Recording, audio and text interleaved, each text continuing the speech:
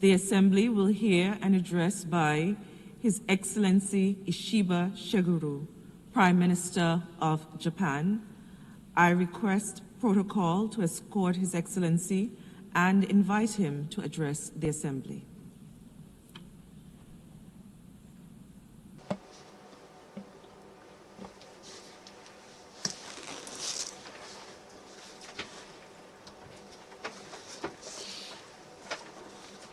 Madam President, Excellencies, for what purpose does the United Nations convene us here today?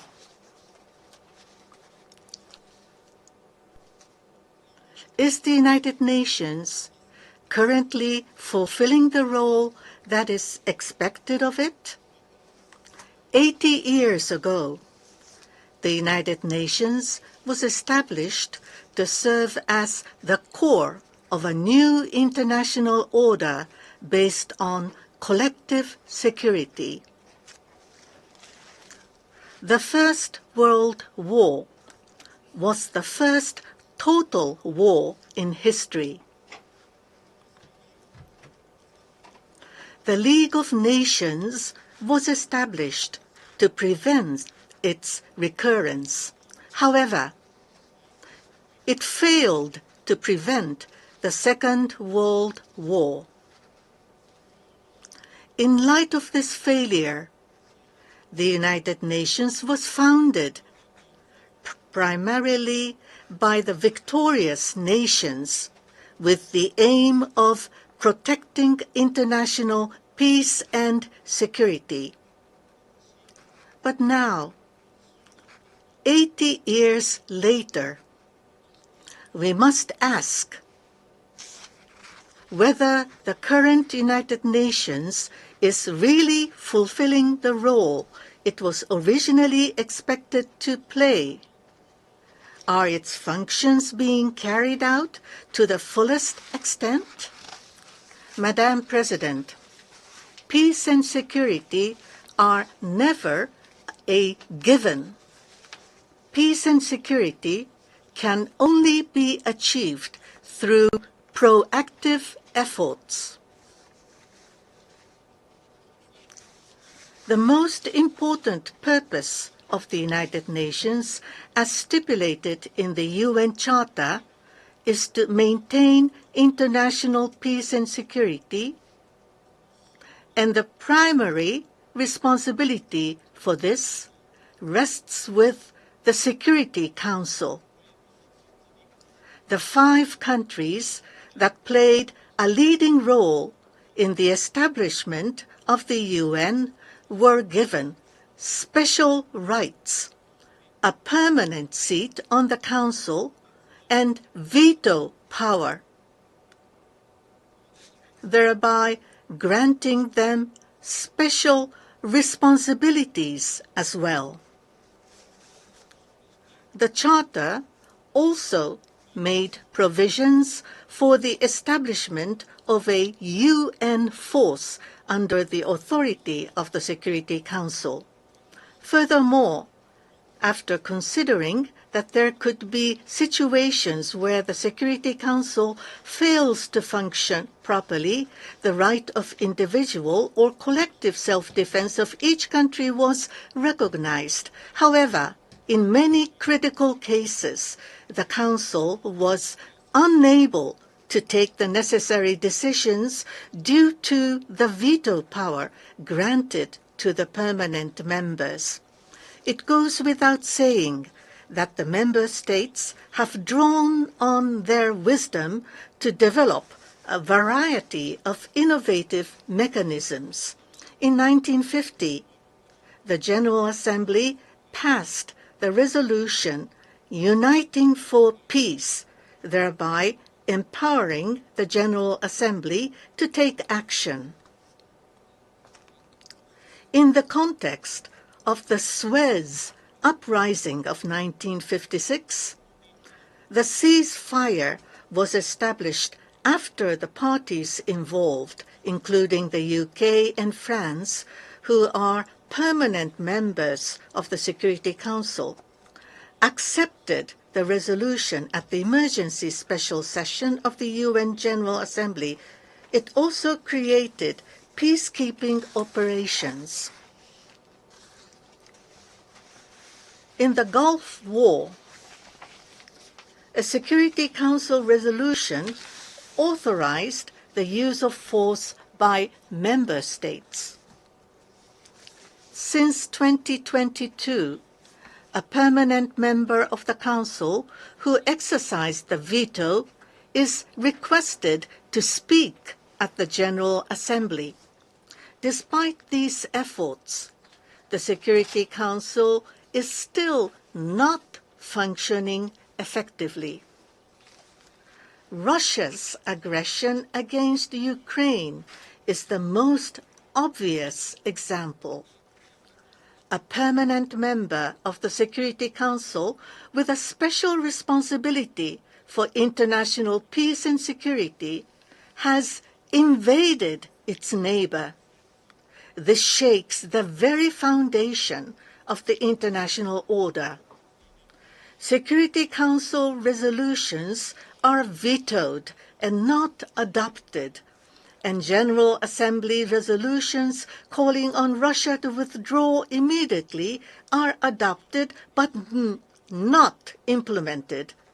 Russia continues its aggression against Ukraine, interpreting Article 51 of the UN Charter in a self-righteous way and labeling its aggression as a right of collective self-defense. This calls to mind the Prague Spring in 1968. Article 51 of the Charter must never be used arbitrarily. The veto was an unavoidable safety valve designed to prevent direct conflict between the major powers. However, the inherent limitations of the UN are clear. Madam President, looking back at the progress of the UN, it is clear that now is the time to be decisive in carrying out the reform of the Security Council. It is necessary to expand both permanent and non-permanent membership categories. Although the number of member states has increased fourfold, the number of permanent members has remained unchanged since its establishment. Simply increasing the number of Security Council members is not enough. However, I believe it is possible to make the Security Council more representative without reducing its effectiveness. When increasing the number of Security Council members, we must also consider the veto power held by the permanent members. As the G4, we propose freezing the veto power of new permanent members for 15 years.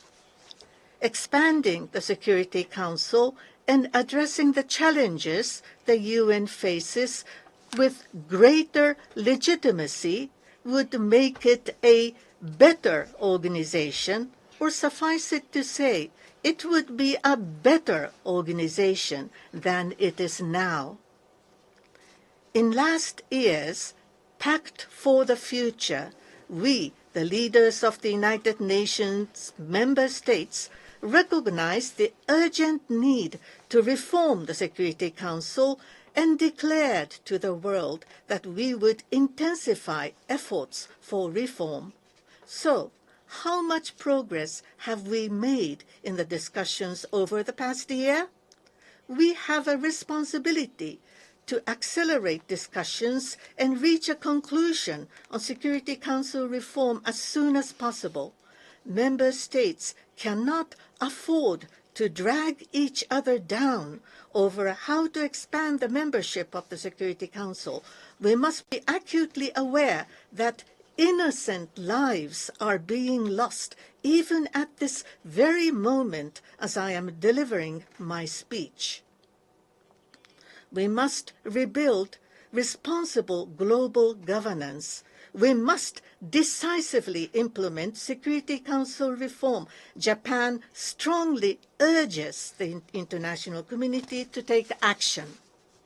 Madam President, there was a time when the end of the Cold War brought hope that peace would be realized worldwide.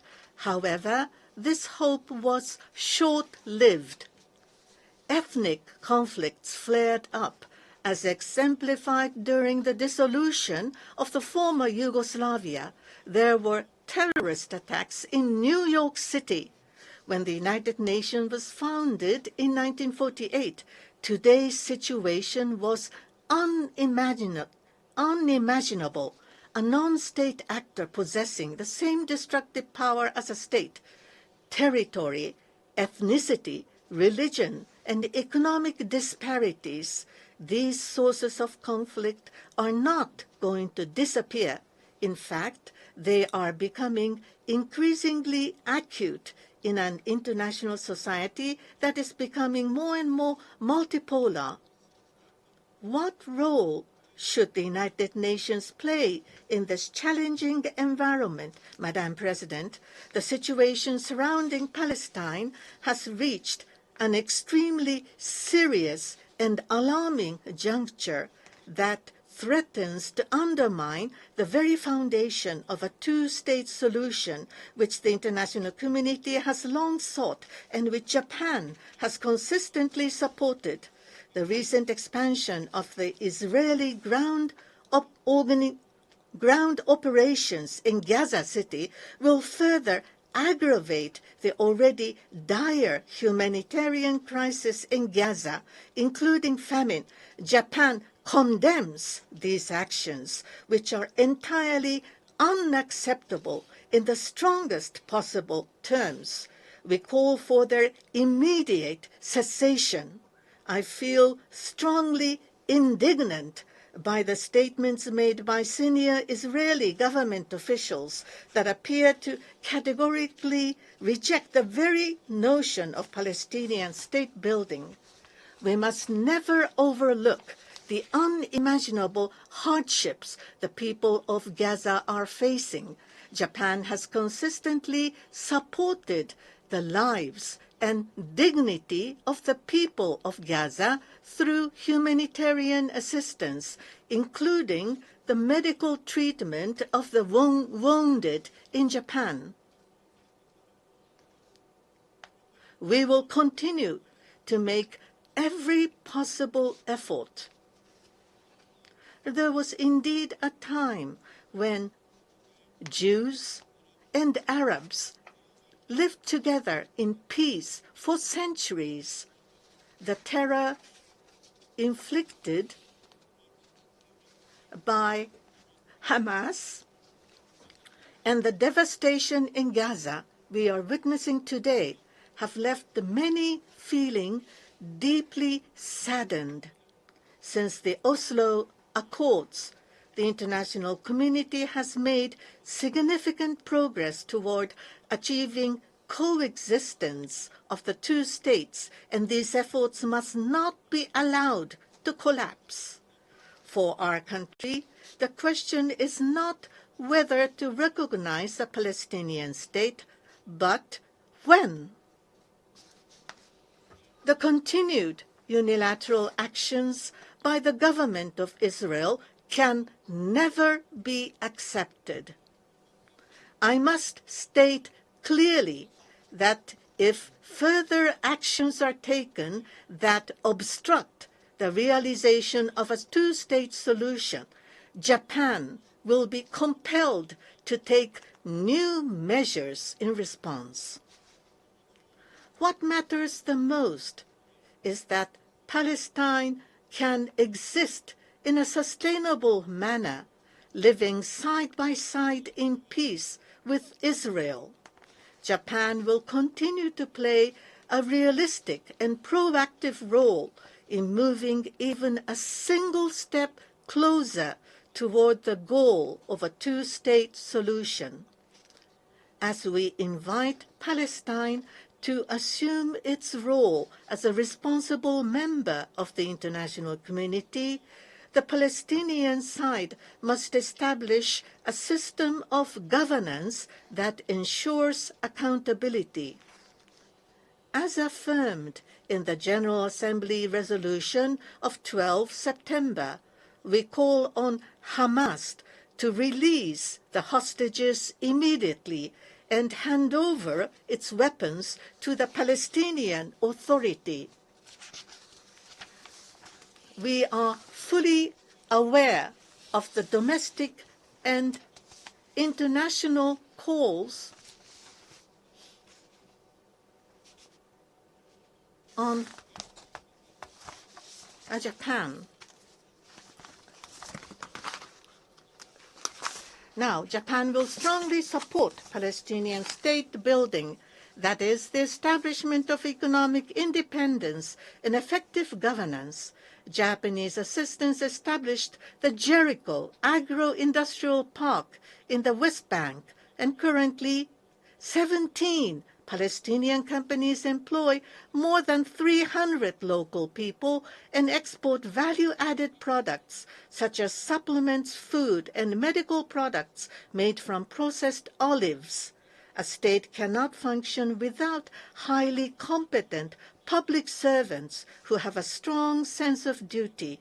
To date, Japan has provided training to more than 7,000 Palestinians with the aim of strengthening the capability of public officials over the last 27 years. We will continue to actively support the development of human resources in Palestine to shun any corruption.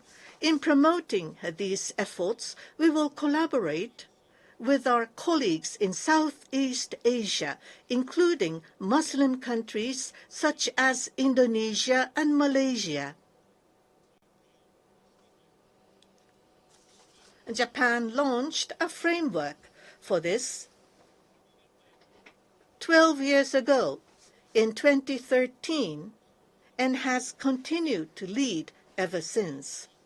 Japan strongly supports the initiative to promote lasting peace and stability across the entire Middle East region by expanding the Abraham Accords.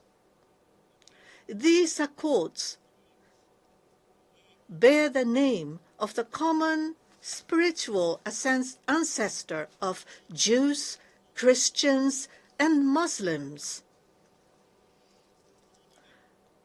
While it is extremely disappointing that progress towards the implementation of the agreement has stalled over the past 2 years, we strongly believe that their value will never be diminished.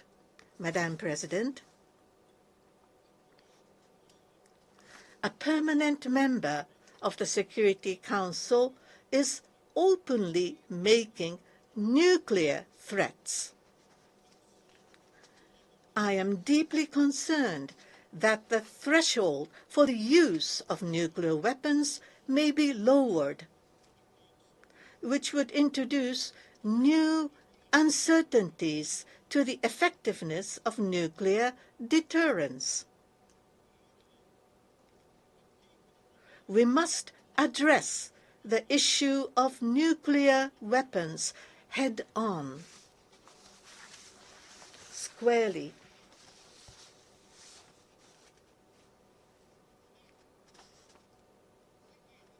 Japan is fully aware of domestic and international calls on us to join the Treaty on the Prohibition of Nuclear Weapons as the only country to have suffered atomic bombings. I am fully aware of this. However, we must maintain a world without nuclear war and also realize a world without nuclear weapons.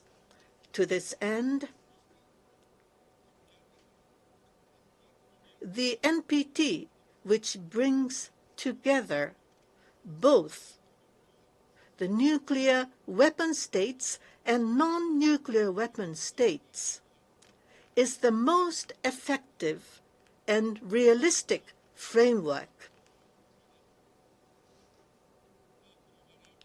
Japan calls on the international community to embrace the spirit of dialogue and cooperation so that next year's NPT review conference will be a success and so that the world will move one step closer to achieving a world without nuclear weapons. For Japan, which has been placed in an extremely severe security environment concerning nuclear weapons, extended deterrence provided by the United States, including nuclear deterrence, remains necessary to protect the lives and properties of our citizens. We cannot take a position that rejects deterrence theory. This is the reality of implementing a responsible security policy. Yet, the nuclear catastrophe our nation has experienced must never be repeated in this world.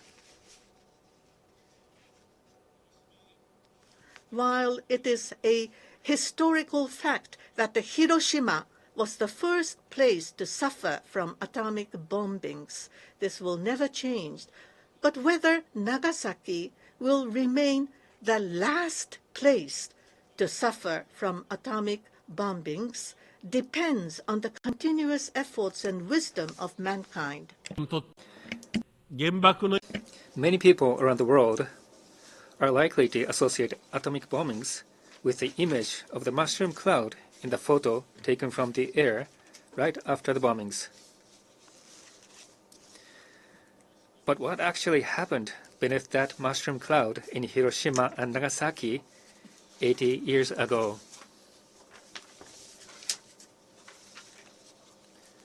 On August 6th, I attended the Peace Memorial Ceremony in Hiroshima, where I introduced a tanka, or short Japanese poem.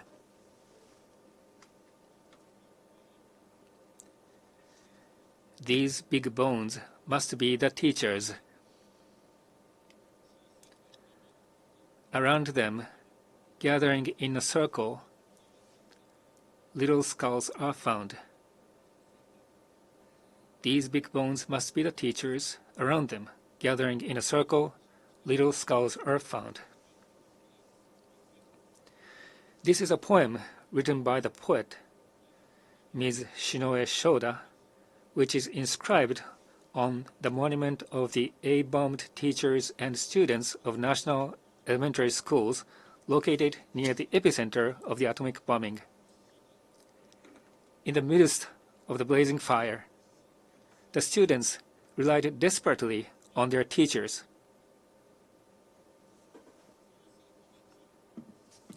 The teacher was not able to protect those students. This poem evokes their grief. The lives and the futures of many civilians were lost in an instant. Even those who survived have suffered for a long time from the health hazard of radiation. This suffering continues to this day, 80 years later. I strongly hope that world leaders, as well as young people who will shape the future, will visit Hiroshima and Nagasaki to understand the realities of the atomic bombings.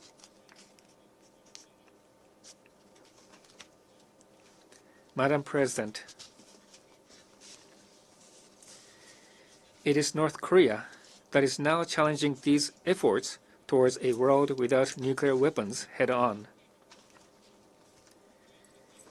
Its nuclear and missile development poses a grave threat to international peace and security. We strongly urge the full implementation of the numerous Security Council resolutions aimed at achieving the complete denuclearization of North Korea. Additionally, there is the issue of Japanese citizens having been abducted by North Korea. With the aging of the abductees and their families, the abduction issue is a humanitarian and time-sensitive issue with no time to spare.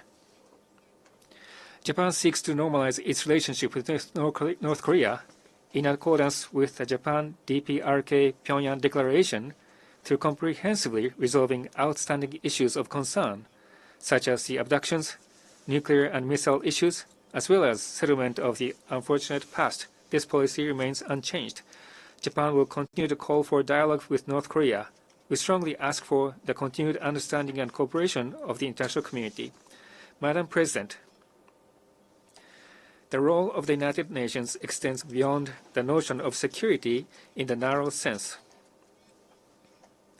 Actions taken by the United Nations in the economic and social spheres are also vital in achieving international peace and security.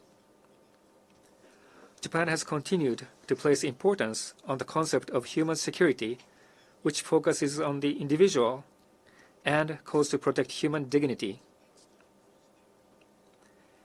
Japan does not seek specific economic interests or military footholds through its aid. We simply hope to laugh together, cry together, and work side by side with all the nations of the world. This is the core principle of Japan's international cooperation. With this determination,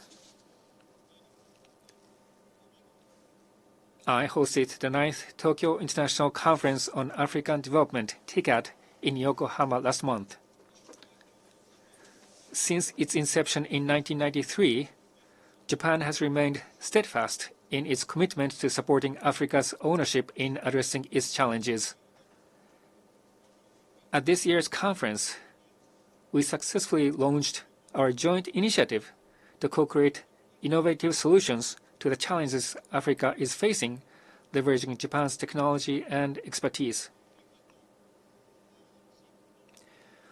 We also launched the Economic Region Initiative of Indian Ocean Africa with a view to stimulate trade and investment between Africa and the Indian Ocean region, as well as to promote Africa's regional integration. In promoting this initiative, we will also cooperate closely with India. Japan will continue to make every effort to realize a free and open Indo-Pacific, FOIP. Madam President, no country can forge the path to a bright future unless it squarely faces history. We must never again repeat the devastation of war.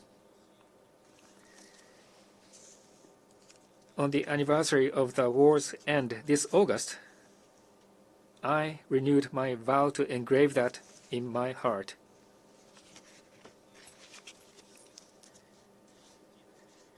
Many of the generation that experienced the Second World War in human history that divided the international community are no longer playing a central role in many countries. The international community is once again heading toward division and confrontation, such as in Ukraine and the Middle East, where many lives are lost every day, and in East Asia, where Japan is located. The security of these regions is closely interrelated. The free and open international order based on the rule of law that we have strived for is facing unprecedented challenges. I'd like to make a strong plea. In the face of these challenges, it is crucial that we continue to nurture and protect our healthy and robust democracy.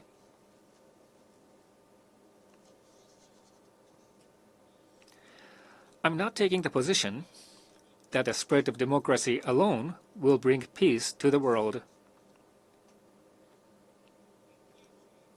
We reject totalitarianism, irresponsible populism, and narrow-minded nationalism.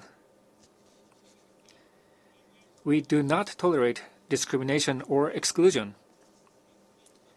I believe that a healthy and robust democracy plays a vital role in maintaining and strengthening a free and open international order and in promoting international peace and security.